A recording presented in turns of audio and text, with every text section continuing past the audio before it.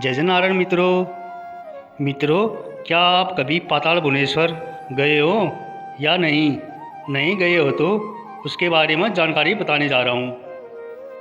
मित्रों, उत्तराखंड एक देवभूमि है। पाताल भुवनेश्वर यह एक प्राचीन पौराणिक गुफा है जो पिथौरागढ़ जनपद के गंगोलीहाट कस्बे से 14 किलोमीटर दूर समुद्री स्थल से 1350 मीटर की ऊंचाई पर प्रकृति के बीच मनोरम स्थल पर स्थित है।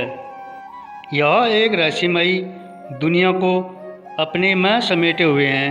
मित्रों, गुफा में पहुंचने पर एक अलग ही अनुभूति होती है, जैसे कि आप किसी पौराणिक लोक में पहुंच चुके हैं।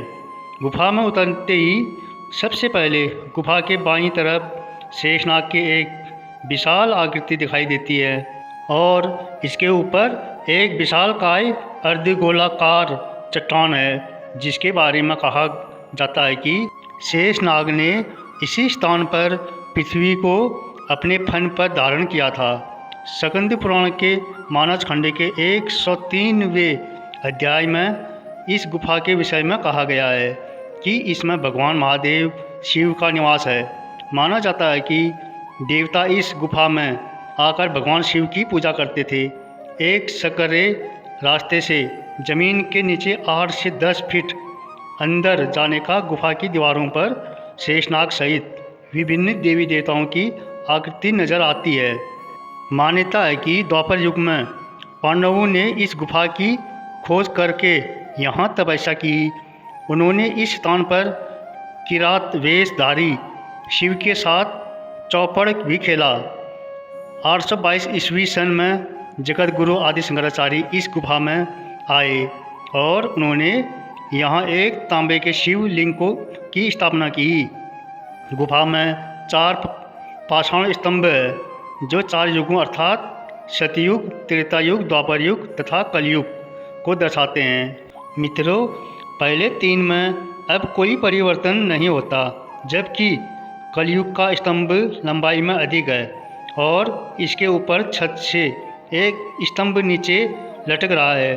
मान्यता है कि 7 करोड़ वर्षों में यह दोनों स्तंभ एक दूसरे की तरफ 1 इंच बढ़ जाते हैं। जिस दिन यह दोनों स्तंभ आपस में मिल जाएंगे, उस दिन कलयुग समाप्त होगा और पुनः सतयुग का आरंभ होगा एवं मृगशिरा ओरियन तारामंडल के सत्यलोक में रहने वाले परम ग्रही देवों का पुनः पृथ्वी लोक में आगमन होगा।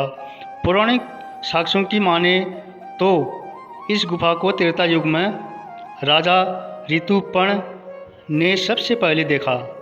इसके बाद चंद राजाओं ने इस गुफा के विषय में जाना और आज यहाँ देश विदेश से सैलानी आते हैं एवं गुफा के स्थापत्य को देख दांतों तले उंगली दबाने को मजबूर हो जाते हैं। मान्यताएं चाहे कुछ भी हो, पर एक बार गुफा में बनी आकृतियों को देख लेने के बाद उनसे जुड़ी किंवदंतियों पर भरोसा किए बिना नहीं रहा जाता। यहाँ एक छोटा सा हवन कुंड भी है। माना जाता है कि पांडुपुत्र अर्जुन के पुत्र अभिमन्यु के पुत्र राजा परीक्षित द्वापर युग के अंत में कलयुग के आरंभ में जब एक बार वन में शिकार के लिए गए तो कलियुग अदृश्य रूप में उनके स्वर्ण मुकुट में बैठा था। मार्ग भटककर भूख प्यास से व्याकुल होकर वे समीक ऋषि के आश्रम जा पहुँचे। ऋषि ध्यान स्थल थे। राजन ने ऋषि से जल मांगा। जब गहन ध्यान अवस्था के कारण ऋषि ने कोई उत्तर नहीं दिया। जो कली युग के प्रभाव से राजा ने क्रोधित होकर एक मृत सर्प को ऋषि के गले में डाल दिया। जब समीप ऋषि के परम तेजस्वी क्रोधी स्वभाव वाले पुत्र ऋषि श्रृंगी ने यह दृश्य देखा तो राजा को श्राप दिया कि 7 दिन के भीतर तुझे एक सर्प डसेगा और तेरी मृत्यु हो जाएगी। 7 दिन बाद तक्षक नाग ने उनके पिता परीक्षित को मौत के घाट उतार दिया। पूर्व काल में जब लक्षा ग्रह को दुर्योधन ने पांडवों को मारने के लिए जलाया तो पांडव गुप्त मार्ग से बाहर निकल गए, लेकिन लक्षक की याचना के बावजूद उन्होंने वहां निवासरत तक्षक नाग के परिवार को बचाया नहीं। उस अग्नि में तक्षक नाग का परिवार जलकर भस्म हो गया। तभी तक्षक ने पांडु वंश से बदला लेने की प्रतिज्ञा ली थी। बाद में परीक्षित पुत्री राजा जन्मेजय ने अपने पिता की मृत्यु का प्रतिशोध लेने के लिए सर्पदाह यज्ञ का आयोजन किया। उन्होंने यज्ञ की अग्नि में संसार के समस्त सर्पों का आह्वान किया। मित्रों, बारी बारी से सर्प यज्ञ की अग्नि में जलकर भस्म होने लगे।